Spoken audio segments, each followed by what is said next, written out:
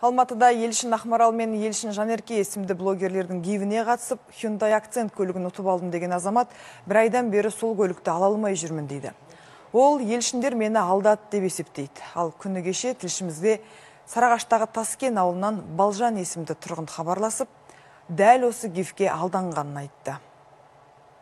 Қымбатты достар, мына қымбат көліктің иесі болғыңыз келсе, менің парақшамдағы демеушілерге тіркеліп, осы посттың астына 5 адамды белгілей кетіңіз. Ойын шарты оп-оңай деп басталатын дәл осы жаттанды сөзді қазір бәрі естіп, біліп, әбден жалықты.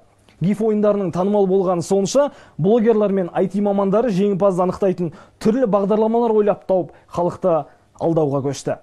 Қалаулымға қатысып, кейін блогер болып танылған Елшін Жанерке мен Ақмарал 13 желтоқсан күні қымбат көлік тігіп GIF ұйымдастырған. Ойын жеңімпазы арнайы генератор программасымен анықталып, Жанна Маликовна жеңімпаз атанған. Жеңімпаздарды Жанерке сол кезде инстада жариялаған, ал Жанна Мәлікқызы ол көлікті ала алмадым деп отыр.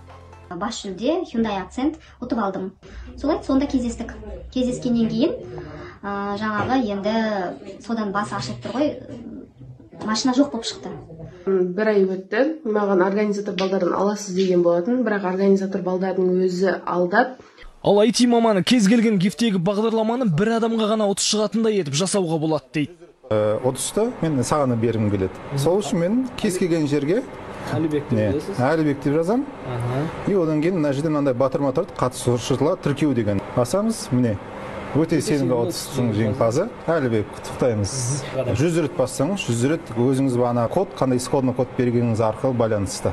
Ал бұл гифті тек жарнамаладық деген Ақмарал бізде ұйымдастырушылардың құрбаны болдық деп отыр. Біз арыз жаздық, қазір қарастырылып жатыр, және бұл адамдарды тапты. Біз Жанна ханымға өзіміздің қалтамыздан 1 миллион деген жіберіп қояқ дедік, что ол сенгендей. Алматы полициясы ұйымдастырушыларға қатысты тергеу бастапты. Ал алданған азаматтан ойынға қатысу үшін еш шығын шықпағандықтан оның көлікті талап етуге құқы жоқ деп отыр заңгерлер. Мамандар сондықтан қарапайым халыққа енді ешбір гифке қатыспауға кеңес береді. Әлібек Шынтемір, Ринат Абулхаиров, Информбюро, Алматы. Тікелей эфирлер, оқиға орнынан түрлі репортаждар, сараптамалар мен журналистік зерттеулер.